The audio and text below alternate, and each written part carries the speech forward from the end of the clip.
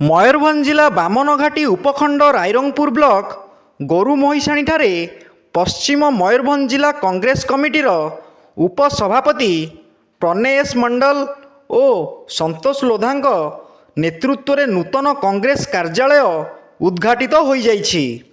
ଏଥିରେ ସମ୍ମାନିତ ଅତିଥି ଭାବେ ପଶ୍ଚିମ ମୟୂରଭଞ୍ଜ ଜିଲ୍ଲା ସଭାପତି ଭୁବନ ବିହାରୀ ସାହୁ, ଓଡ଼ିଶା ପ୍ରଦେଶ କମିଟି ଏସ୍ସି ସେଲ୍ ସଭାପତି ମାନସ ମଲ୍ଲିକ, ପୂର୍ବତନ ବିଧାୟକ ଲକ୍ଷ୍ମଣ ମାଝୀ, ପଶ୍ଚିମ ମୟୂରଭଞ୍ଜ ଜିଲ୍ଲା କାର୍ଯ୍ୟାଳୟ ସମ୍ପାଦକ ରୂପକ ମହାନ୍ତି ଓ ବ୍ଲକ ସଭାପତି ସୀମାଲ ମାଝୀ ପ୍ରମୁଖ ଉପସ୍ଥିତ ଥିଲେ।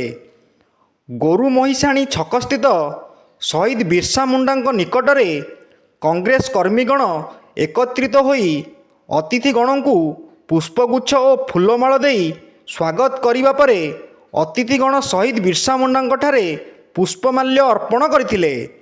ଏହାପରେ ଅତିଥିଗଣ ନୂତନ କଂଗ୍ରେସ କାର୍ଯ୍ୟାଳୟ ଉଦ୍ଘାଟନୀ ସମାବେଶରେ ଯୋଗ ଦେଇଥିଲେ।